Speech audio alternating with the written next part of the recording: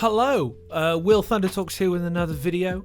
I'm Will, great to see you. I talk about things that I find interesting, and today I'm going to talk about my relationship with anime and how that has changed over time. So if you guys know anything about me, and you probably don't, you might, but I've been an anime enjoyer my entire life. My first word was Sega. So I've always been in and out of anime. One of the first animes I ever watched was Dragon Ball Z, which is probably a lot of other people's, but Sailor Moon, Naruto, Yu-Gi-Oh, a lot of those kinds of animes, right? Those stories. My love of anime got me into manga a lot, and then I had a big manga collection. I used to have the monthly Shonen Jumps, where you got to discover kind of extra stories to follow. I unfortunately don't have those anymore, but I still have a collection of manga. I do enjoy to read manga from time to time. I've always kind of been into more of the shonen manga type stories, the fantasy, the fighty, punchy kind of stories, but that's kind of changed over time, and I guess I thought it'd be interesting to talk about that as like a 31-year-old guy now. Going from 5-year-old, I've liked anime for 26 years, guys. That's a long time. But I guess I wanted to talk about a little bit how my relationship with anime has changed, and maybe how I've changed because of it. So back in the first days of Yonder, I have many memories in primary school of trying to charge up my own Kamehameha with all of my force and might. In my school, in my primary school, I remember running around at the age of like 7, trying to do Kamehamehas at my friends. It was very cool. Tried to fly a lot. I had lots of dreams of trying to fly. Remember that. Really cool stuff. I think for me, anime was an escape. I think it is for a lot of people. I think it's something I really enjoyed, and I think it's something also that like mirrored a lot of the emotional intensity that I was experiencing at the time as a person. And even as I've matured, I would say my intensity has tapered and is more of a manageable passion that I would say I still kind of relate to the over the top exaggerated emotional responses that are often found in anime. Probably because it connected with how intense I felt. But I guess as I grew up from being in primary school and being like 7-8 years old, and then I kind of got into my early teen years, and that's when I started reading and watching Death Note. Naruto Shippuden came out at the time. I was really into Claymore. I was getting into these like edgier, darker animes and mangas, like Berserk kind of came on my radar when I was a teenager. Should not have read that when I was a teenager. Very bleak, intense, mildly traumatic kind of manga if you've ever read Berserk. It's a lot. I remember flicking through a page and just seeing an ogre rape a child, and that was terrible. So I got into the kind of edgier stuff. That's when I was collecting a lot of manga, and to be honest, anime is the reason, as a dyslexic man, that I can read semi-competently and push through a lot of my dyslexic challenges. So I think I really appreciate anime a lot, because I think it gave me an emotional reason to want to learn how to read and write to a better level. Never got on with One Piece. One Piece was overwhelming for me, mainly because of the absolute, even when I was young, the sheer scale of the story. 1,000+ chapters for a while now.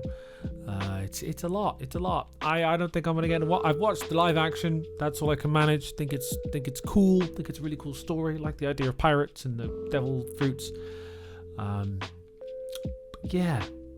As a teenager, Death Note, Attack on Titan, I think, come out when I was a teenager.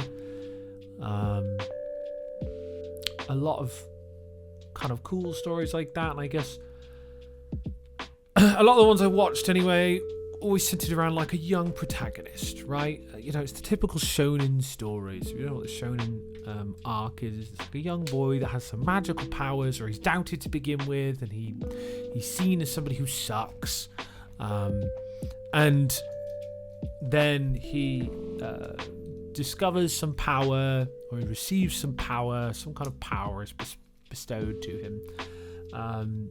And he has to kind of work really hard to refine and hone it, to then like face larger and larger challenges as the power scales up through the series, right? And I think I resonate with that a lot, because I felt like kind of that down and out, downtrodden, young person that didn't have any redeemable skills or qualities, and I like to think I had my own little kind of glow up, you might say.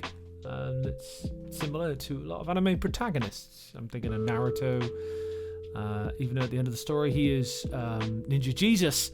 At the start of the story, he's shown to be this kind of goofball who causes trouble and is academically not that great.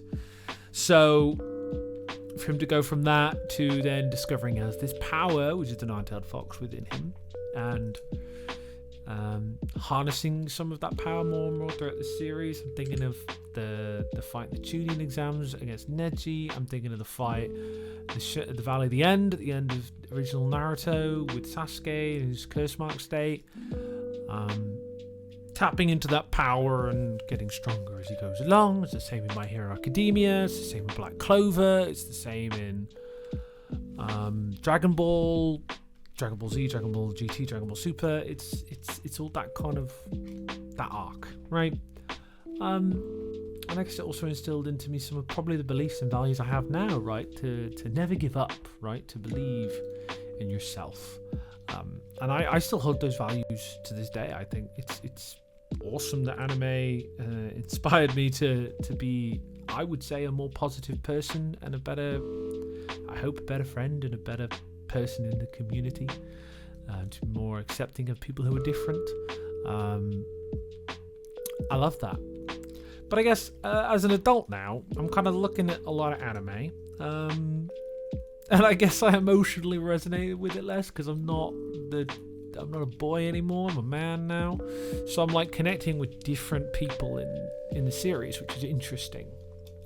All right, I'm connecting with different arcs because I have more emotional information as a human, right? As we get through life, we experience things, and that gives us what I call emotional information. And then the more emotional information, the more we're able to connect to different arcs, different stories, to be more empathetic, I believe. I think a lot of the anime I watch now has me kind of understanding that how the character feels, but not necessarily being where that character feels, right? So I watched Akira today for the first time in a very long time. I didn't remember a lot of it when I watched it last. I think I watched it 15 years ago. But watching it now really made me go, wow, like it's again this arc. If you haven't seen it, I'm not going to spoil it, but it's a similar kind of shonen arc that I've outlined, right? Somebody who feels neglected, downtrodden, and they get some powers, and then they start going on an arc with the powers, but it goes kind of wrong in Akira's sense, which is a nice kind of spin on the usual shonen story. But there's also a lot to it, and I guess it's very philosophical, it's felt to me, as I've watched it today, literally just before recording this video, and it's resonated with me in really different ways I think wouldn't resonate with me when I watched it last time. I think I probably would have resonated more with the rivalry between the two best friends, and them feeling like they're downtrodden and frustrated with not being listened to and not being heard to and understood. But then I guess I found myself empathizing a bit more with the Colonel, and the kind of coup de grace that he sprung on the Supreme Council, and really reflecting on the philosophical element of the arc that the psychic kids went through. In a way, I felt like they went through stages of grief that were really fascinating in a way, because I feel my reading of the film, watching it, it's kind of like a Red Giant expression of humanity. So by that I mean humans got to this point post World War III. Tokyo, Neo Tokyo was kind of cesspit, right? It was a bad place. It was rotten to the core. And these psychic powers are kind of tapping into the absolute core natural power that all beings have, right? The Amoeba psychic powers. And those psychic powers are kind of like tapping into the origin of the universe. Kind of, the Doctor says, oh, it's like we're seeing the origin of the universe here. I guess I read that these psychic powers and the kids, the psychic kids themselves, a lot of their arc through the film was going through the stages of grief, right? Like the start, the first psychic kid we're introduced to, he's kind of in denial, right? He's like, no, this isn't happening. I'm going to run away, and I'm not going to take part to stop this. And then he joins back up with the other psychic kids, and then they try and fight against it some more, because they were kind of grieving Akira. And then ultimately, in the end, they accept it, and they allow the world to start anew. And I think that's almost similar to a lot of how I felt about my relationship with anime over time. That, like, I was in that cesspit because I had poor mental health historically, and I think that's why a lot of these stories resonated with me. And then I changed, and I had to grieve a lot of what I didn't have, and I had to accept that I changed. And now I'm like a grown-up and stuff, and the world is different. The world is anew. It's not a Neo Tokyo. I'm not saying it's a utopia by any measure. Things aren't perfect. Things could be better. But for me individually, things have trended upwards. And I guess I feel like I feel those deeper themes a bit more because I have more information of my own experience to draw from, to then draw on these deeper themes. It helps me connect a bit more with that, and I guess it makes me switch off a little more from punchy, shouty animes that are just punchy, shouty animes, right? But yeah, that's a bit about how my relationship with anime has changed over time. I'd love to hear what you guys think in the comment. If you stayed this far, tell me your favorite anime in the chat, in the comments. You've been wonderful. I've been Will. Take care of yourself, and I'll see you in the next video. Bye-bye.